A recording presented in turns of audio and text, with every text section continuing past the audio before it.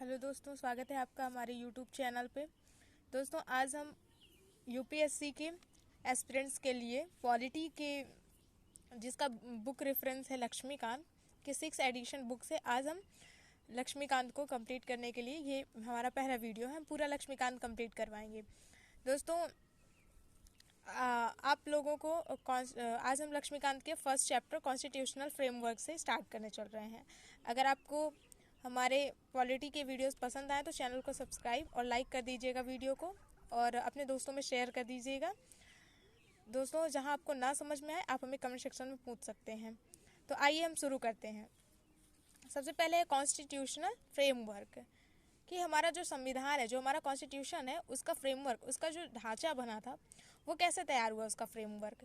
तो इसके बैकग्राउंड में क्या चीज़ें कैसे घटित हुई हैं, लाइन टू लाइन हम आज आपको यहाँ पर डिटेल से एक्सप्लेन करेंगे। ठीक, तो सबसे पहले हम आपको ये समझा देना चाहते हैं कि जो कॉन्स्टिट्यूशन फ्रेमवर्क है, ये हमारा जो कॉन्स्टिट्यूशन आज बना है, इसके बनने के पहले इंडिया में कौन से रूल्स एंड रेगुलेशंस चलते थे, किसका रूल था, कैसा था, वो सारी चीज़ें डिटेल से समझेंगे। तो सबसे पहले हम आपको बता देते हैं कि इंडिया में कंपनी रूल जो था, इंडिया में 2 तरीके के रूल थे। जो कंपनी रूल था वो 1773 से 1858 तक था। After 1858 to 1947 till India's independence, तो किसका रूल था? ब्रिटिश क्राउन का रूल था। तो जब कंपनी रूल था, किस तरीके से इंडिया में कंपनी रूल एस्टैब्लिश हुआ, इसके पीछे की क्या कहानी है, आइए हम आपको उसके पीछे ले चलते हैं। सबसे पहले इंट्रोडक्शन से आते हैं कि कंपनी रूल का इंट्रोडक्शन क्या है, कैसे ये कंपनी रूल इंडिया में एस्टैब्लिश हुआ। तो सबसे पहले देखते हैं हम मिडिवल हिस्ट्री की तरफ। क्या हुआ कि सबसे पहले 1600 BC में क्वीन एलिजाबेथ ने ईस्ट इंडिया कंपनी को मोनोपोली दी ट्रेड करने के लिए इंडिया से। वहाँ से जो ईस्ट इंडिया कंपनी है वो इंडिया आई। इंडिया वो जब आए तो आप लोगों के लिए होमवर्क है कि उस टाइम मुग़ल एम्परर का रूल था हमारे इंडिया पे, तो किस मुग़ल एम्परर के कोर्ट में ये कंपनी, ईस्ट इंडिया कंपनी के सर्वेंट सबसे पहले आए थे, आप लोगों को कमेंट सेक्शन में बताना होगा। तो फिर क्या है कि जब ये ब्रिटिशर्स जो थे, जो ईस्ट इंडिया कंपनी के सर्वेंट्स थे, वो जब मुग़ल कोर्ट में आए तो उन्होंने उनसे ट्रेड करने के लिए परमिशन मांगी, अपनी कंपनी एस्टैब्लिश करने के लिए इंडिया में परमिशन मांगी। तो मुग़ल एम्परर ने, आप लोग को बताना है कि किस मुग़ल एम्परर ने ये परमिशन दी थी। तो मुग़ल एम्परर ने इनको ये परमिशन दी कि ठीक है, आप एज अ ट्रेडर आप यहाँ पे अपनी कंपनी एस्टैब्लिश कर सकते हैं सूरत में, लेकिन आपको टैक्स देना पड़ेगा, आपको टैक्स पे करना पड़ेगा। तो आप लोग जानते हैं कि टैक्स तो स्टार्टिंग में इन्होंने हाँ कर दिया, ठीक है हम पे करेंगे, लेकिन धीरे धीरे जब जैसे जैसे इनकी कंपनी का ट्रेड बढ़ता गया इंडिया से इंग्लैंड की ओर, वैसे वैसे इन्होंने ये जो टैक्स है उसमें कटौती करते गए, ये टैक्स देने से बचते गए। तो क्या हुआ कि सेंट्रल पे जो मुग़ल एम्परर था वो दिल्ली में बैठता था, लेकिन उसके बिहाफ पे जो अनदर प्रोविंसेस थी इंडिया की, उसके बिहाफ पे वो गवर्नर अपॉइंट करता था, sorry my mistake, governor appoint करता था। तो गवर्नर उसके बिहाफ पे, मुग़ल एम्परर के बिहाफ पे वहाँ पे रूल करते थे। तो क्या हुआ कि ये जो कंपनी थी ये मुग़ल एम्परर से सीधे कॉन्फ्लिक्ट में तो नहीं आई, लेकिन जो मुग़ल एम्परर के जो उनके द्वारा अपॉइंट किए गए थे गवर्नर, उनको ये कंपनी जो है वो टैक्स पे करने से कतराते थे। ये बहुत कम टैक्स पे करते थे, नहीं तो पे ही नहीं करते थे। तो क्या हुआ कि धीरे धीरे ये मुग़ल एम्परर के जो गवर्नर थे अपॉइंट किए गए थे प्रोविंसेस में अलग अलग, उनसे ये कॉन्फ्लिक्ट में आते गए कंपनी के सर्वेंट्स। फिर क्या हुआ कि धीरे धीरे ये कॉन्फ्लिक्ट इतना बढ़ा कि आप लोग को पता है कि लॉर्ड क्लाइव ने 1657 में बैटल ऑफ प्लासी लड़ा था, फॉट किया था। देन क्या हुआ कि इस बैटल से तो आपको पता है कि लॉर्ड क्लाइव विन हुए थे, और क्या हुआ था कि जो प्लासी जो बंगाल था वो लगभग वहाँ पे इन्होंने क्या किया था कि अपने किसी चमचे को, मतलब जिससे अंग्रेज़ों की ज़्यादा बनती थी, उनको ये राजगद्दी पे बैठा करके टैक्स ना पे करने से बच जाया करते थे। फिर क्या हुआ कि धीरे धीरे जो हिस्ट्री की डेट को बदल देता है, वो कौन सा बैटल था? Battle of Buxar.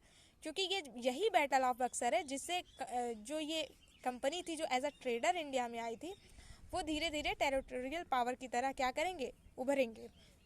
तो क्या हुआ कि 1664 में बैटल ऑफ बक्सर फॉट किया गया, जिसमें ईस्ट इंडिया कंपनी थी और सेकंड पे उनके फ्रंट पे कौन था? मुग़ल एम्परर की आर्मी प्लस अवध के नवाब की आर्मी और बंगाल के नवाब की आर्मी थी। ये तीनों आर्मी कंबाइंड होकर के ब्रिटिशर्स से अर्थात आई मीन की ये जो कंपनी थी इससे इन्होंने क्या किया, बैटल फॉट किया। बट अनफॉर्चुनेटली यहाँ पे इन तीनों की कंबाइंड आर्मी क्या हुई, लूज हो गई, इस बैटल को लूज कर दिया इन्होंने, क्योंकि ये हार गए। और जब ये हार गए तो इनके और ये जो कंपनी थी, इनके मुगल एम्परर और कंपनी के बीच में क्या हुआ कि एक ट्रीटी साइन हुई, ट्रीटी ऑफ आर्कोट। फिर क्या होता है कि जब ट्रीटी साइन हुई तो इस ट्रीटी में कहा गया कि कंपनी को, मुगल एम्परर शाह आलम ने कंपनी को 1665 में बंगाल, बिहार और उड़ीसा के रेवेन्यू राइट्स और सिविल जस्टिस प्रोवाइड किए। बट याद रखिएगा कि रेवेन्यू राइट दिया गया था और सिविल राइट दिया गया था, लेकिन क्रिमिनल जस्टिस नहीं दिया गया कंपनी को। क्यों? वैसे भी कंपनी को क्रिमिनल जस्टिस से कोई मतलब, क्रिमिनल जस्टिस मतलब कि राज्य में न्याय मिल रहा है कि नहीं, प्रोविंसेस में लोगों के लिए सही हो रहा है कि नहीं, उनके वेलफेयर के लिए। वैसे भी अंग्रेजों को इससे क्या मतलब था, कंपनी को इससे क्या मतलब था? कंपनी तो एज अ ट्रेड थी, कॉमर्शियल कंपनी थी, तो उसको जब रेवेन्यू राइट्स मिल गया तो उसको पैसे से मतलब था, पैसा मिल गया। और आप ध्यान दीजिएगा, ये जो बंगाल, बिहार और उड़ीसा है, ये बहुत रिच प्रोविंसेस थे। ये आज का बंगाल और बिहार नहीं है, वो उस टाइम का पूरा ईस्टर्न प्रोविंसेस, पूरा उत्तर प्रदेश वगैरह सब आ जाते थे इस बिहार में, बंगाल में, ठीक। तो ये बहुत रिच प्रोविंसेस थे, तो यहाँ पे कंपनी को मिला और यहीं से अब कंपनी टेरिटोरियल पावर की तरह क्या होगी, इस्टेब्लिश होगी इंडिया में as a govern body. Then क्या होगा कि जब कंपनी को रेवेन्यू राइट्स मिल गए तो इंग्लैंड में जो लोग थे, जो इस कंपनी के शेयर होल्डर्स थे, उनको ये बात पता चली, तो उनको ऐसा लगा कि कंपनी कहीं हाथ से निकल ना जाए, कहीं कंपनी की टेंडेंसी जो है ऐसी ना हो जाए कि कंपनी के सर्वेंट्स जो हैं कुछ ज़्यादा ही रिच हो जाए और इसमें कंपनी घाटे में चली जाए, ठीक। कंपनी का लॉस नहीं होना चाहिए। इसके लिए सबसे पहले जो ब्रिटिश ईस्ट इंडिया कंपनी के ऊपर पहली लगान कसी गई, पहली नकेल डाली गई, पहली बार उनके ऊपर रेगुलेशंस आए, तो वो फर्स्ट रेगुलेशन क्या था, रेगुलेशन एक्ट ऑफ 1773 आया। अब ये जो first act, regulating act of 1773 था, इसके थ्रू क्या किया गया वो देखते हैं। इसके थ्रू जो गवर्नर ऑफ बंगाल था उसको गवर्नर जनरल ऑफ बंगाल बना दिया गया। और क्या हुआ कि ये जो गवर्नर जनरल ऑफ बंगाल था, इसकी हेल्प करने के लिए एक एग्जीक्यूटिव काउंसिल बनाई गई और उसमें 4 मेंबर्स को इसकी हेल्प के लिए अपॉइंट किया गया। देन क्या हुआ कि जो गवर्नर ऑफ बॉम्बे और गवर्नर ऑफ मद्रास था, उसकी कुछ पावर को क्या किया गया, उठा के गवर्नर जनरल ऑफ बंगाल को दे दिया गया। तो क्या हुआ कि जब इसकी कुछ, इन दोनों की कुछ पावर्स को गवर्नर जनरल ऑफ बंगाल को दे दिया गया, अर्थात ये जो भी रूल्स एंड रेगुलेशन बंगाल में बना देगा उसको इन लोगों को मानना पड़ेगा। तो ये दोनों गवर्नर ऑफ बॉम्बे और मद्रास जो थे, ये दोनों गवर्नर जो हैं वो गवर्नर जनरल ऑफ बंगाल के अधीन हो गए, ठीक, उनसे इन्फीरियर हो गए। तो आपके वन लाइनर के क्वेश्चंस अक्सर बनते हैं कि किस एक्ट के थ्रू गवर्नर ऑफ बंगाल को गवर्नर जनरल ऑफ बंगाल बना दिया गया, तो आप लोग तुरंत आंसर करिएगा, रेगुलेटिंग एक्ट ऑफ 1773। और पूछा जाता है कि governor general of Bengal first कौन था, तो कौन थे फर्स्ट, लॉर्ड वारेन हेस्टिंग, ठीक, याद रखिएगा आप लोग। और क्या हुआ इस रेगुलेटिंग एक्ट ऑफ 1773 के थ्रू कि जो सुप्रीम कोर्ट थी उसको एस्टेब्लिश किया गया। तो सुप्रीम कोर्ट फोर्स में कब एस्टेब्लिश होकर, और फर्स्ट सुप्रीम कोर्ट कलकत्ता में स्थापित किया गया था, एस्टेब्लिश किया गया था 1774 में, ठीक। फर्स्ट सुप्रीम कोर्ट बनाया गया, कहाँ बनाया गया, कलकत्ता में। और फिफ्थ क्या हुआ कि प्रोहिबिशन ऑफ कंपनी सर्वेंट्स। इसका मतलब क्या है कि जो कंपनी के सर्वेंट्स थे वो वहाँ के जो गवर्नर थे, जो वहाँ के एम्परर थे, उनसे क्या करते थे कि कुछ क्या करते थे, घूस ले लिया करते थे, रिश्वत लेते थे, तो गिफ्ट्स वगैरह ले लिया करते थे। और इससे क्या करते थे कि वो उनको थोड़ा बहुत छूट दिया करते थे और अब कंपनी का थोड़ा काम ठीक से नहीं करते थे। तो कंपनी के जो शेयर होल्डर्स थे उन्होंने सीधे सीधे कह दिया कि आज के बाद कोई भी कंपनी का जो सर्वेंट है, क्योंकि कंपनी के servant as a government, British East India Company के क्या थे, गवर्नमेंट सर्वेंट थे ना, तो उनको कहा गया कि आज के बाद आप वहाँ के किसी भी रियासत से, किसी भी राजा महाराजा से, किसी भी किंग से, आप किसी भी एम्परर से क्या करेंगे, कोई भी गिफ्ट वगैरह नहीं लेंगे। और हाँ, कंपनी के जो सर्वेंट्स हैं वो अपना प्राइवेट ट्रेड नहीं करेंगे, क्योंकि अगर वो अपना प्राइवेट ट्रेड करेंगे तो वो कंपनी के लिए उतना अच्छा नहीं दे पाएंगे, अपना बेस्ट नहीं कर पाएंगे जितना उन्हें करना चाहिए, वो अपने ही ट्रेड में बिजी रहेंगे, तो कंपनी का कहाँ से देखेंगे। एंड और क्या किया गया कि कोर्ट्स ऑफ डायरेक्टर, जो ये कोर्ट्स ऑफ डायरेक्टर्स थे, ये जो कोर्ट्स ऑफ डायरेक्टर्स थे, आपको बता दिया जाए कि ये कोर्ट्स ऑफ डायरेक्टर्स हैं कौन। जैसे कोई भी कंपनी होती है तो उसकी एक लीगल बॉडी होती है जो कि कंपनी के शेयर होल्डर्स होते हैं, जो उसमें पैसा लगाते हैं। तो ये कोर्ट्स ऑफ डायरेक्टर बैठते थे लंदन में। तो ये कोर्ट्स ऑफ डायरेक्टर्स जो थे, इनको कहा गया कि आप कंपनी, अब तो कंपनी एक टेरिटोरियल पावर की तरह एस्टैब्लिश हो रही है इंडिया में, तो आप क्या करिए, एक रेवेन्यू पे, एक मिलिट्री पे, और एक क्या करिए, वहाँ की जो एडमिनिस्ट्रेशन है, इन तीनों की रिपोर्ट ब्रिटिश हुकूमत के पास सबमिट करिए। ठीक, ये कोर्ट्स ऑफ डायरेक्टर्स में वही मेंबर्स थे जो कि इस कंपनी के शेयर होल्डर्स थे, और ये बैठते कहाँ थे, लंदन में। और यही वहाँ बैठ करके रूल्स एंड रेगुलेशंस कंपनी के लिए बनाते थे, लंदन में बैठ के, जो कि इंडिया में कंपनी को मानना पड़ता था। ठीक है, फिर क्या हुआ, ये तो था रेगुलेटिंग एक्ट ऑफ 1773 आया था, तो उसके थ्रू इतनी चीज़ें चेंज की गई इंडिया में। सेकेंड क्या आया कि अमेंडिंग एक्ट ऑफ 1781 आया। अब इस एक्ट को एक्ट ऑफ सेटलमेंट भी कहा जाता है। और ये आया क्यों, अमेंडिंग एक्ट क्यों कहा गया, क्योंकि कहा जाता है कि रेगुलेटिंग एक्ट ऑफ 1773 जो पहली बार आया था इंडिया में बन के रूल्स एंड रेगुलेशन के लिए, उसमें कुछ खामियां थी, उसमें कुछ कमियां थी। उन कमियों को दूर करने के लिए ये अमेंडिंग एक्ट ऑफ 1781 आया, उसको सेटल करने के लिए, इसलिए इसको एक्ट ऑफ सेटलमेंट भी कहा जाता है।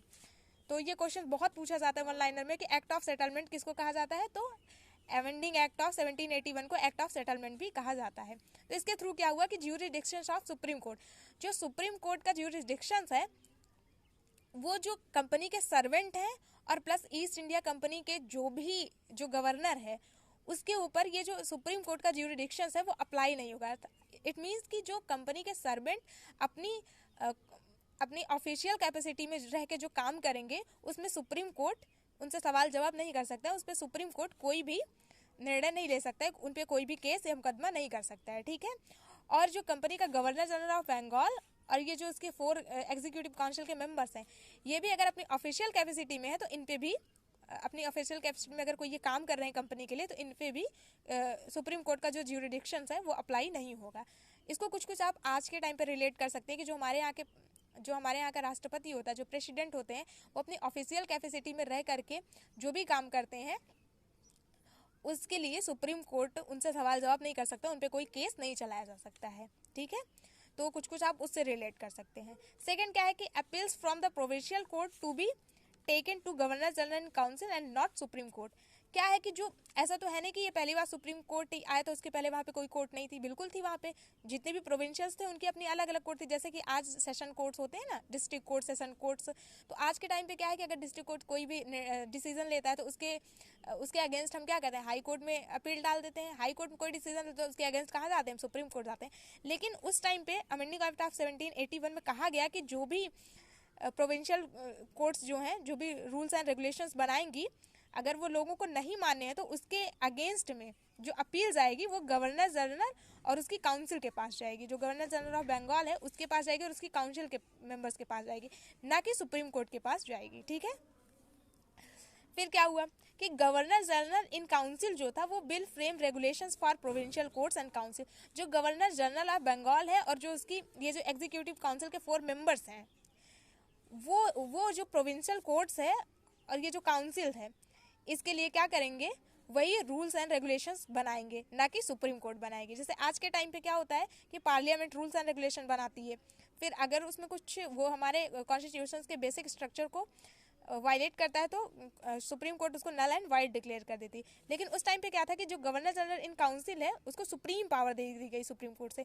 कहा गया कि जो गवर्नर जनरल इन काउंसिल है वही जो है प्रोविंशियल कोर्ट के लिए रूल्स एंड रेगुलेशंस बनाएगी और काउंसिल के लिए भी वही रूल्स एंड रेगुलेशंस बनाएंगे। ठीक है, तो ये हुआ था अमेंडिंग एक्ट ऑफ 1781 में। आई होप कि आपको समझ में आ रहा होगा। जहाँ ना समझ में आए आप तुरंत कमेंट सेक्शन में कमेंट करके पूछ सकते हैं। फिर क्या हुआ कि पिट्स इंडिया एक्ट ऑफ 1784 आया। ठीक है, अब पिट्स इंडिया एक्ट ऑफ 1784, और दोस्तों आपको लग रहा होगा कि ये इतने एक्ट्स बन क्यों रहे हैं, इतने एक्ट्स आ क्यों रहे हैं इंडिया के लिए। तो क्या था कि आप ध्यान दीजिए, ये जो 1784 है, 1773, 1784, ये टाइम अमेरिकन रेवोल्यूशंस का था। उस टाइम अमेरिका में तरखाट मची हुई थी।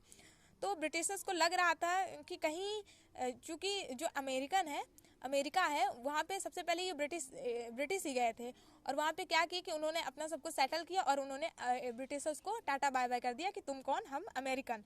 तो इन लोगों को लग रहा था कि कहीं ये जो ईस्ट इंडिया कंपनी है ये इंडिया में भी ऐसा ही ना कर दे और हमको टाटा बाय कर दे, ब्रिटिशर से अलग हो जाए, ब्रिटिश से। इट मीन्स कि इंग्लैंड से अलग ना हो जाए, इसलिए इतने रूल्स एंड रेगुलेशंस कंपनी में लगाए जा रहे थे जिससे कि कंपनी अपनी हद में रह के, लिमिट में रह के काम करे, ठीक। तो इसको पिट्स इंडिया एक्ट ऑफ 1784 क्यों कहा जाता है? क्योंकि इसको सबसे पहले इंग्लैंड के प्राइम मिनिस्टर विलियम पिट्स ने इस एक्ट को वहाँ पे प्रपोज किया था इंग्लैंड के पार्लियामेंट में, इसलिए इसको पिट्स इंडिया एक्ट ऑफ 1784 कहा जाता है। अब उन्होंने क्या था इस एक्ट में? तो जो कॉमर्शियल एंड पॉलिटिकल फंक्शन है कंपनी के, उनको सबसे पहले सेपरेट किया गया इस एक्ट के थ्रू, क्योंकि अब कंपनी के पास पॉलिटिकल फंक्शन भी आ गए थे, उसके पास रेवेन्यू राइट्स आ गए थे, सिविल राइट्स आ गए थे, और कंपनी एज अ ट्रेडर आए थे ये लोग, तो ये कॉमर्शियल कैपेसिटी में भी काम कर रहे थे।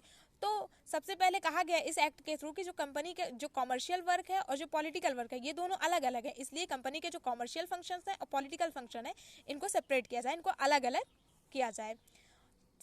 सेकेंड क्या किया गया? Board of control created system और डबल, और एक नई एग्जीक्यूटिव बॉडी को एस्टैब्लिश किया गया लंदन में, जिसका नाम क्या रखा गया? Board of control.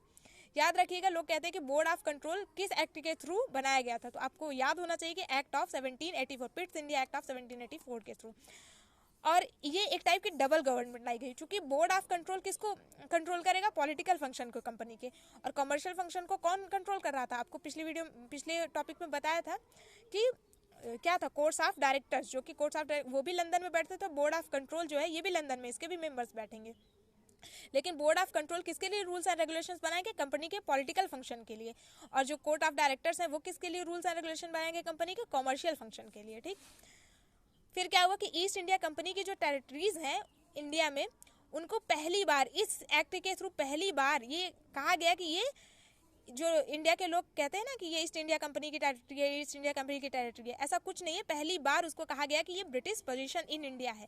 British in सब का कहा गया कि ये जो कंपनी कर रहे हैं, ये कंपनी का नहीं बल्कि कंपनी के बाप अर्थात क्वीन एलिजाबेथ जो थी इंग्लैंड की, उनकी है, ये ब्रिटिश पोजीशन है, ये इंग्लैंड का पोजीशन है इंडिया का, ना कि कंपनी का ये पोजीशन है, ठीक है। फर्स्ट टाइम इसको असर्ट किया गया इस एक्ट के थ्रू। फिर क्या हुआ कि जो ब्रिटिश गवर्नमेंट थी उसको सुप्रीम कंट्रोल दे दिया गया। किस पे दे दिया गया? कंपनी के अफेयर्स पे और इसके एडमिनिस्ट्रेशन पे। इंडिया का जो एडमिनिस्ट्रेशन है उस पर किसका सुप्रीम कंट्रोल दे दिया गया? ब्रिटिश गवर्नमेंट का। कहा गया कि अब इंडिया में जो भी रूल्स एंड रेगुलेशंस बनेंगे, जो भी एडमिनिस्ट्रेशन किस तरीके से किया जाएगा, कंपनी के काम किस तरीके से होंगे, कंपनी कॉमर्शियल पे कैसे फंक्शन करेगी, पॉलिटिकल फंक्शन कैसे करेगी, एडमिनिस्ट्रेट कैसे करेगी इंडिया में, इसका सुप्रीम कंट्रोल किसको दे दिया? ब्रिटिश गवर्नमेंट को, ठीक है। क्या हुआ?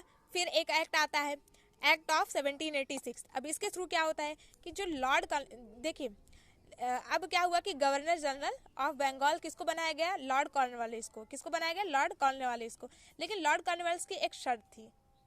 क्या थी उनकी? उन्होंने कहा कि मैं ये गवर्नर जनरल ऑफ बंगाल का ठीक है, मैं ये ले लूँगा ये पद, लेकिन इसके मेरी दो शर्तें हैं। पहली शर्त ये है कि ये जो हमारे साथ ये 4 मेंबर्स की काउंसिल बनाई गई थी ना एक्ट ऑफ 1773 के थ्रू, रेगुलेटिंग एक्ट के, वो जो 4 मेंबर्स की काउंसिल है, अगर वो मेरे किसी डिसीजन पे एग्री नहीं करते हैं वो 4 मेंबर्स काउंसिल के, तो मुझे ये पावर दी जाए कि मैं ओवरराइड करके कंपनी के लिए कोई भी रूल्स या रेगुलेशंस बना सकता हूँ, ठीक है, पास कर सकते हैं। तो ये ओवरराइड करने का उनको डिसीजन का ओवरराइड जो मिला था वो लॉर्ड कॉर्नवालिस की शर्त थी, तो ये मांगा उन्होंने। और सेकंड क्या किया उन्होंने? कहा कि जो भी इंडिया में ये जो कंपनी के जो भी इंडिया में ईस्ट इंडिया कंपनी के जो भी आर्मी है, जो भी वहाँ की उस पूरी आर्मी का मुझे कमांडर इन चीफ डिक्लेयर किया जाए, तभी मैं जो है इस पद को लूँगा। तो कंपनी इनकी ये दोनों शर्तें इस एक्ट के थ्रू मान ली गई। क्या हुआ? और वो लॉर्ड कॉर्नवालिस बन गए थे यहाँ के वो।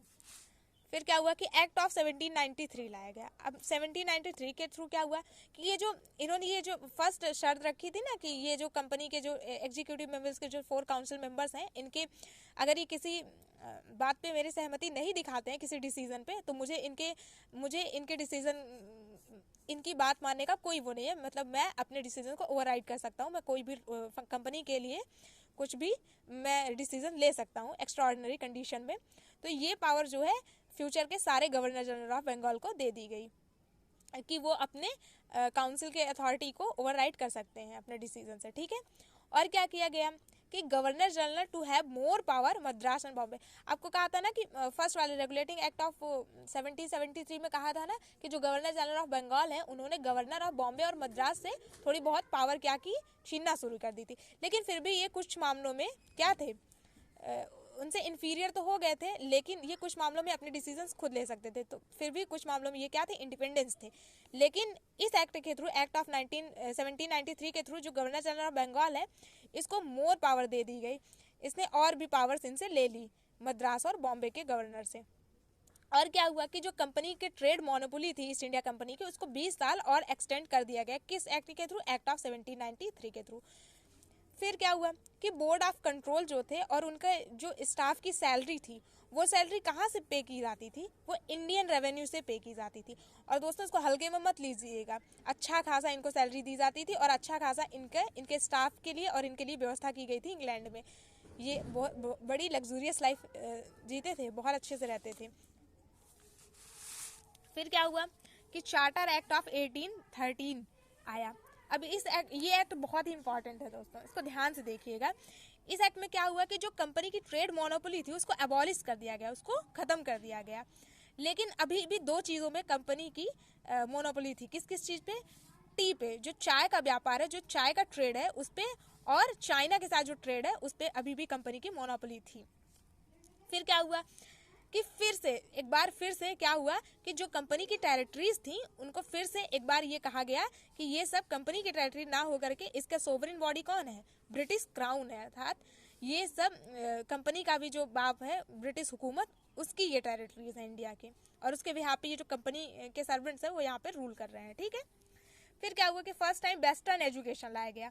कहा गया कि 1813 के थ्रू कहा गया कि वेस्टर्न यहाँ के लोगों को थोड़ा पढ़ाओ लिखाओ, वेस्टर्न एजुकेशन लाओ। इसके लिए मैकॉले समिति बैठी थी। ठीक है। तो वेस्टर्न एजुकेशन लाया गया। इनको कहा गया कि ये लोग सोचिए दोस्तों, इंडिया में रह के इंडिया के वर्नाकुलर एजुकेशन को प्रमोट नहीं करें बल्कि वेस्टर्न एजुकेशन को प्रमोट करें, कि हमारे वेस्टर्न कल्चर जो है बहुत अच्छा। अगर ये लोग वेस्टर्न एजुकेशन पढ़ेंगे तो वेस्टर्न कल्चर को सीखेंगे और फिर हमारे क्या होंगे, हमारे धर्म में, हमारे रिलीजन में कन्वर्ट हो जाएंगे। ठीक है। फिर क्या गया कि जो लोकल गवर्नमेंट थी उनको कहा गया कि आप कुछ टैक्स अपने लोगों पे इम्पोज कर सकते हैं। देखो दोस्तों, ये लोग अपने मन से कुछ नहीं कह रहे थे। एक्चुअली क्या था कि इन्हीं के चमचे जो थे वो लोकल गवर्नमेंट में नीचे के लोग थे, बैठाए गए थे, और वो लोग हमेशा कहते